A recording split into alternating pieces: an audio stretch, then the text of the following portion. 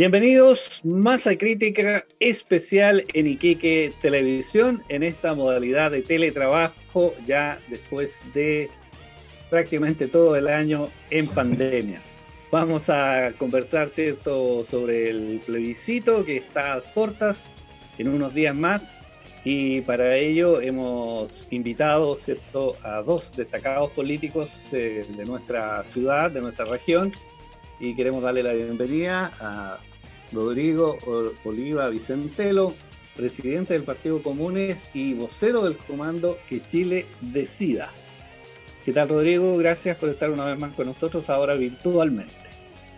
Hola, Reinaldo, ¿qué tal? Un gusto, muchas gracias por la invitación y esperamos sea un diálogo muy fructuoso. Muchas gracias. Y también está con nosotros Vittorio Canessa, coordinador de Renovación Nacional por el Rechazo. ¿Qué tal, Vittorio? Bienvenido a esta conversación virtual. Reinaldo, muchas gracias por la invitación. Saludos también a Rodrigo. Y también, como siempre, en nuestro programa, ¿cierto? Y ahora con mayor facilidad, porque no tiene que viajar hasta Iquique, nuestro analista, ¿cierto?, doctor en ciencia política, Cristian Zamorano. ¿Qué tal, Cristian? ¿Cómo estás? Muy bien, hola a todos.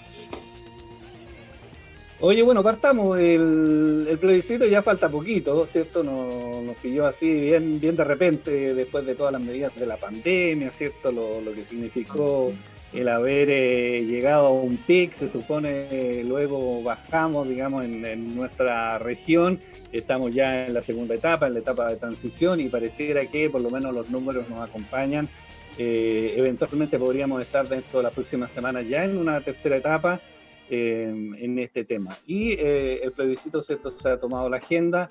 Es un tema muy relevante, muy importante. ¿Y cómo partimos, Cristian, con tu análisis respecto a lo que va a ocurrir dentro de algunos días? Bueno, antes del 25 de octubre está el 18, y por lo menos el temor que había, una cierta duda en cuanto a la realización o no del plebiscito, yo creo que está más despejada. Igual se teme un poco lo que puede suceder en lo que concierne el festejo del 18 de octubre, el primer cumpleaños, pero básicamente vamos camino a la realización del plebiscito. Y lo que tú puedes ver es que tampoco encuentro que exista un gran fervor, desde mi impresión, desde mi óptica, en cuanto a esa fecha tan importante y lo que representa, porque vamos a decidir si la Carta Magna, la Carta Suprema, la norma suprema, que es el marco general de nuestro país, va a seguir vigente o no. En todos los casos... A propósito de eso, sí, ¿crees tú que la comunidad tiene real dimensión, ha dimensionado realmente lo que significa una nueva constitución y todo lo que ello implica para el país? Personalmente no lo creo, pero ahí entraremos más en el análisis sustancial. Es decir, yo creo que acá se va de algún modo mezclar una voluntad de castigar la situación actual y política del país y de los partidos políticos que están vigentes o tradicional o que están en el poder, con una puesta en tela de juicio del ordenamiento general. Pero yo creo que igual hay gente que está consciente de lo que representa este cambio. Y yo creo que ahí hay que dividir las cosas. El espectro político de centro-izquierda, todos de una sola voz están, bueno, hay varias voces, pero todos están de acuerdo sobre el hecho que acá ellos van a votar apruebo. En cuanto a la parte centro-derecha y derecha dura, ahí hay diferentes matices. Y inclusive no podrías decir que es el centro-izquierda, el centro-derecha, porque un partido como Evópoli, que supuestamente se encuentra en la centro-derecha, más progresista, más abierta, ahí también está dividido entre gente que va a votar rechazo y otro que va a votar apruebo. Y RN también, incluso a nivel de elección interna, Carlos Larraín encarna una vertiente que indica que va a ser rechazo a la opción de RN, lo que realmente se entiende RN según su argumento, y lo otro más abierta con una figura como Paulina Núñez, que están por el apruebo. Y la derecha y la UDI, que también ella obviamente va a defender el legado de Jaime Guzmán, y también un partido como el Republicano, pero que están fuera del oficialismo. Yo creo que ahí las cosas se plantean diferentemente, pero básicamente yo creo que, y eso también es una opinión absolutamente personal e intuitiva, que no sé si tiene tanta influencia lo que van a decir esos comandos, pero yo creo que hay una impresión general, hay toda una gente que está interesada por el tema, pero que está fuera de ese juego político, y yo creo que ahí, según los sondeos, pero siempre hay que tomar mucho resguardo cuando uno dice los sondeos, la tendencia iría hacia el apruebo. Y lo que concierne a la segunda pregunta, ahí también hay algo que está en juego que es importante, a saber si si en caso que gane el apruebo, la convención constituyente será mixta, es decir, 50% compuesto por gente del Parlamento, 50% compuesto de gente nueva, o si será plenamente compuesta por 100% de gente nueva, según un principio de lista, al igual que durante las elecciones legislativas. Con eso cierro. Eso es lo que está en juego. Yo creo que a algunos días de ese evento no veo, reitero, el fervor, sabiendo que es una fecha histórica para el país y quizás la oportunidad de, por la primera vez, cambiar de constitución a través de una modalidad pacífica, democrática, dentro de la institucionalidad, sin quiebre institucional, o quizás este proceso, toda esta idea, se terminará el 25 de octubre en caso que gane el rechazo. Rodrigo, de alguna manera, ¿cierto? Se lo señala Cristian, un plebiscito influenciado por la coyuntura, digamos. De alguna manera va a influir, por supuesto, en la cantidad de personas que van a ir a votar y también, por supuesto, en las opciones de la gente, ¿cierto? Ya sea por el apruebo o por el rechazo, por este descrédito de la clase política, por el anhelo de mucha gente de que aparezcan nuevas figuras. Y por la situación, digamos, de orden social también, ¿cierto? La coyuntura va a ser relevante, ¿crees tú, en este plebiscito? O sea, sin duda, a nivel mundial estamos atravesando una situación que nuestras generaciones no habían transitado nunca, entonces eso evidentemente le pone cierto nivel de complejidad a cualquier acción o cualquier iniciativa que se torne no solo en el plano político, sino que nuestras vidas ya han cambiado. Mira cómo estamos, antes esto se hacía en el estudio y ahora estamos a través del computador tratando de conectarnos, ¿no? Pero yo creo que en general lo que representa el plebiscito, si nosotros consideramos el plebiscito como un medio, no como un fin en sí mismo, no vamos a realizar un plebiscito porque sí, sino que surge como una necesidad histórica ante 30 años de transición, en donde se puede interpretar también que se produce un ciclo, el cierre de un ciclo político. Entonces, ante esos elementos, yo creo que en general hay una opinión madura de la sociedad chilena respecto a la vigencia, legitimidad y utilidad también de la Constitución. Entonces, en esos términos creo que si bien va a estar influenciado por la coyuntura, por la crisis sanitaria en particular, ¿no? Yo creo que lo que más sintetiza la disposición de la gente, la disposición de la sociedad, han sido esta frase que se clavó en el corazón de varios, que no son 30 pesos, sino que 30 años, ¿no? Como bien decía, el 18 de octubre estamos a puertas de conmemorarlo, que se transformó en una fecha simbólica, ¿no? En una fecha donde mucha gente identifica que se da el puntapié inicial en términos de poder levantar un escenario social y político que permita cuestionar los fundamentos sobre los cuales la República se había construido estos últimos 30 años. Entonces, yo creo que a mí me ha tocado estar repartiendo volantes. Ayer mismo en Cabancha estuvimos repartiendo volantes y la gente está consciente, ¿no? La complejidad, está consciente de que para ir a comprar pan hay que tener medidas sanitarias, y para ir a votar en un plebiscito también. Es superable por la sociedad eso, y espero que eso evidentemente no cumpla un rol negativo en esto, sino que vaya mucha gente a votar, que sea un plebiscito histórico, que estemos por sobre pequeñeces políticas y logremos que, en definitiva, la sociedad se exprese respecto a, en esta oportunidad, si quiere o no un cambio constitucional y con qué mecanismo ese cambio constitucional se va a concretar, ¿no?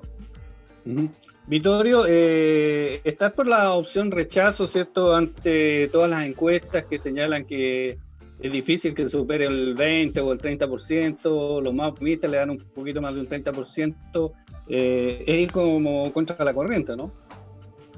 Bueno, las elecciones siempre están abiertas, Reinaldo, sobre todo cuando hay voto voluntario.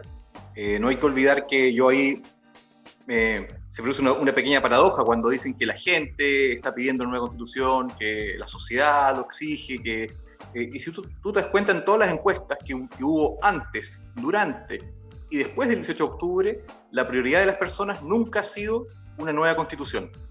Ese es un invento de la clase política que aprovechó muy bien la coyuntura del 18 de octubre para poner este tema que siempre estuvo relegado estaba viendo por ahí, un 10º lugar de las prioridades de la gente, y ponerlo sobre la mesa como la prioridad número 1.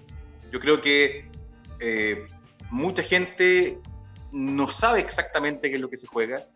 Me parece que las campañas, particularmente la del apruebo, ha ayudado un poco a desinformar más que informar, y mucha gente va a ir a votar, tal vez por el apruebo algunos, pensando en que se van a cumplir las promesas que los políticos de siempre han salido haciendo los medios, de que van a mejorar las pensiones, de que van a mejorar la salud, de que va a mejorar la educación.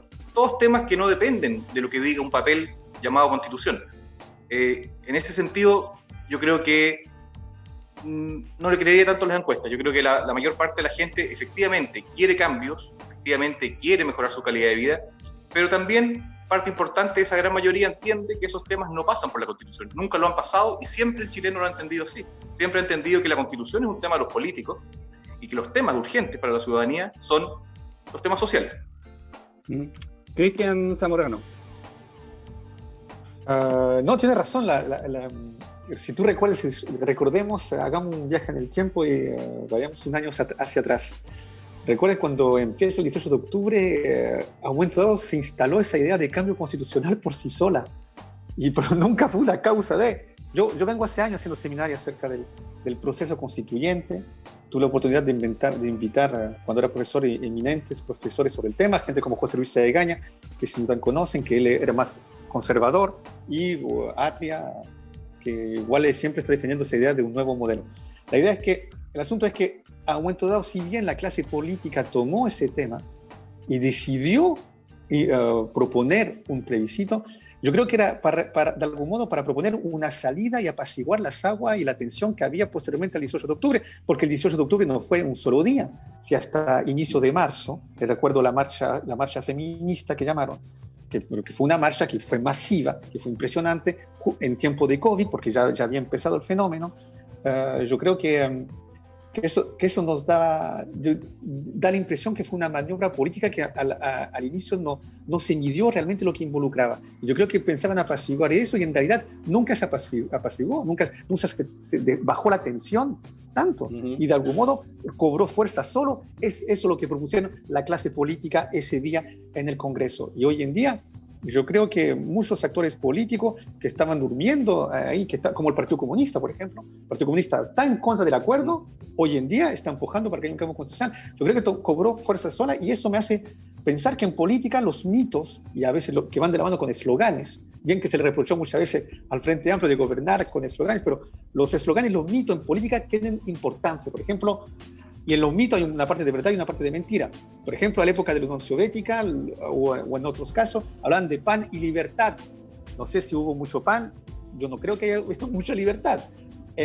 Por ejemplo, Donald Trump, más cercano a nosotros, hacer a América de nuevo grande. Es un mito, logró hacer que mucha gente siga y crea en ese mito.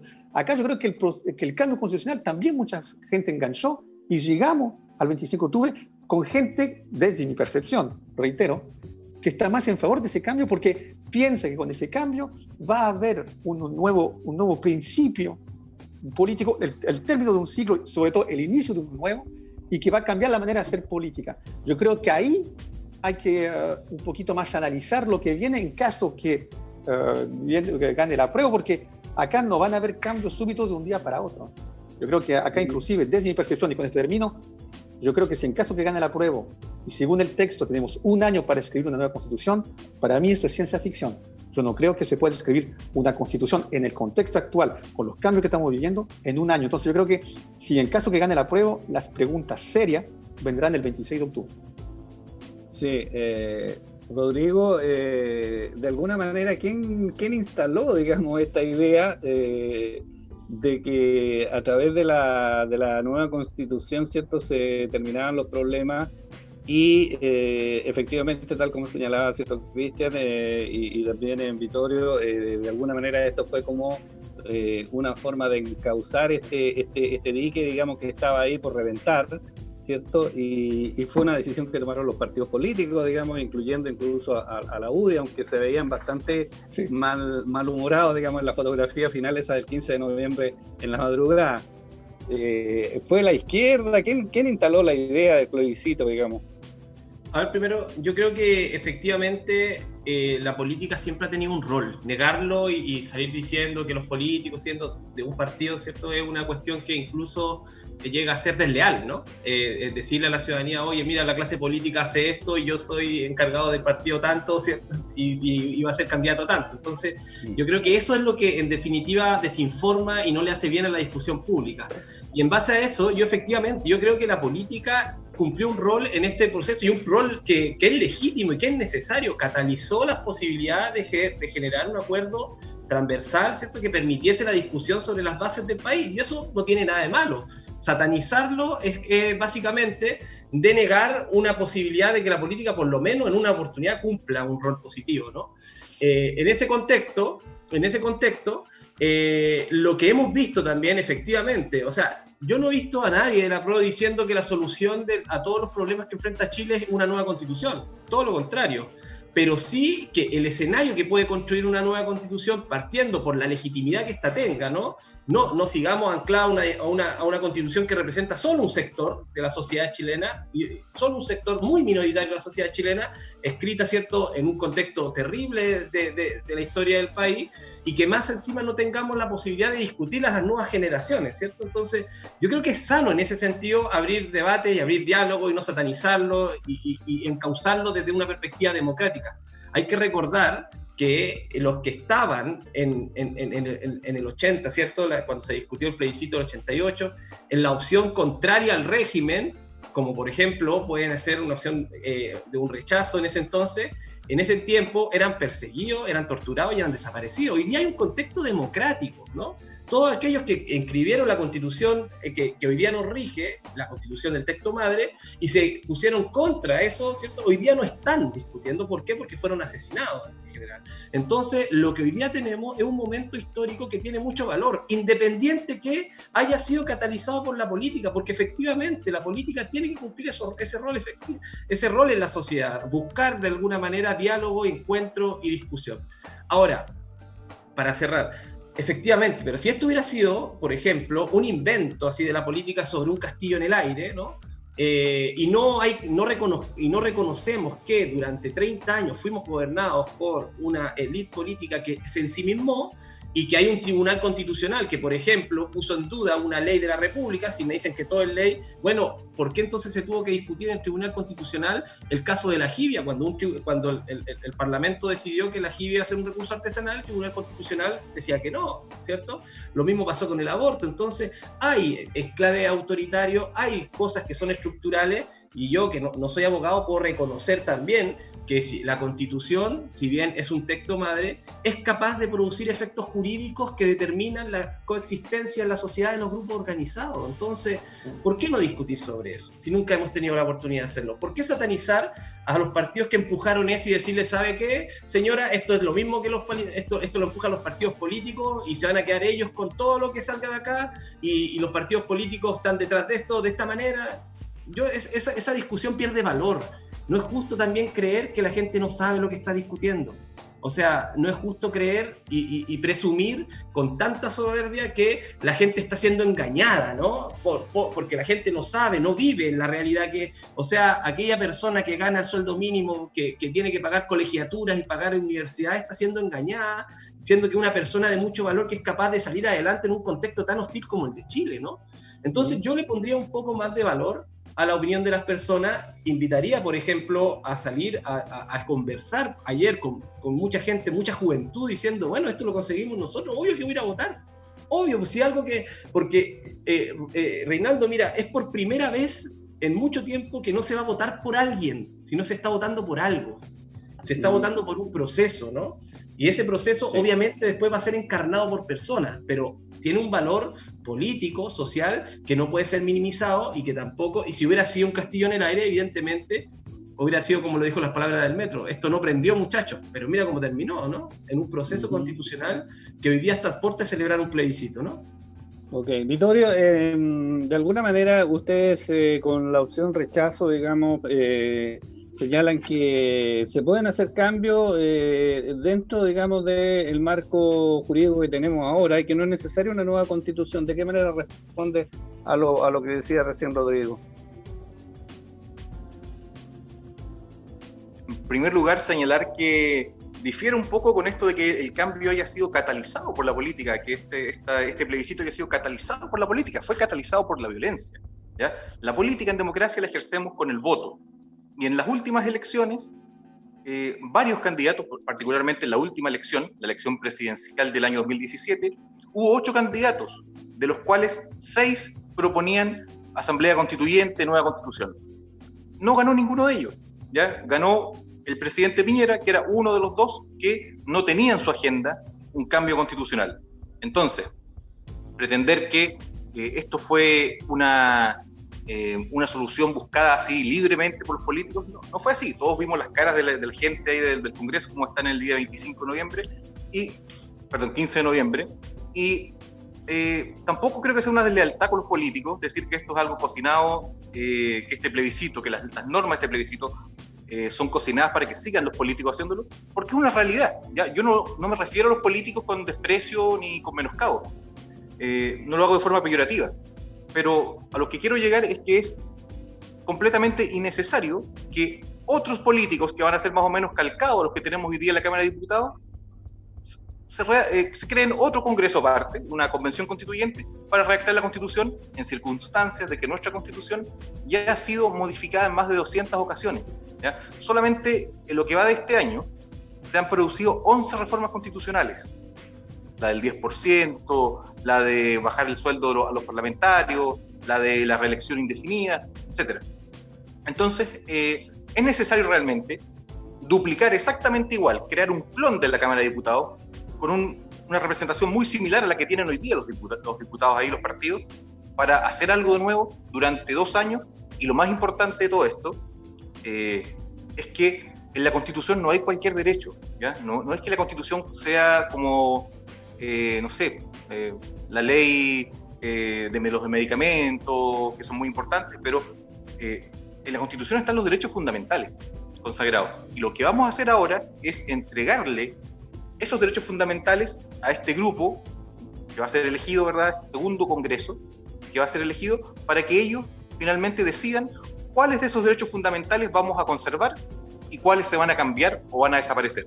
Y si los señores no se ponen de acuerdo en 2/3, simplemente esos derechos fundamentales nuestros, como la propiedad, la libertad, el derecho de conciencia, la libertad de conciencia, etcétera, van a pasar a ser materia de ley. Es decir, que se van a poder aprobar con mayoría simple, según quien tenga la mayoría relativa en el Congreso Nacional. Sí. Cristian, para terminar este bloque, ¿qué ganamos con una nueva constitución? Efectivamente, digamos, vamos a tener posibilidad de resolver algunos de los problemas y de las necesidades más acuciantes de la gente, o se va a producir una discusión en cada uno de estos temas y va a ser difícil llegar a imprimirlos en un acuerdo, tal como decía Vittorio recién.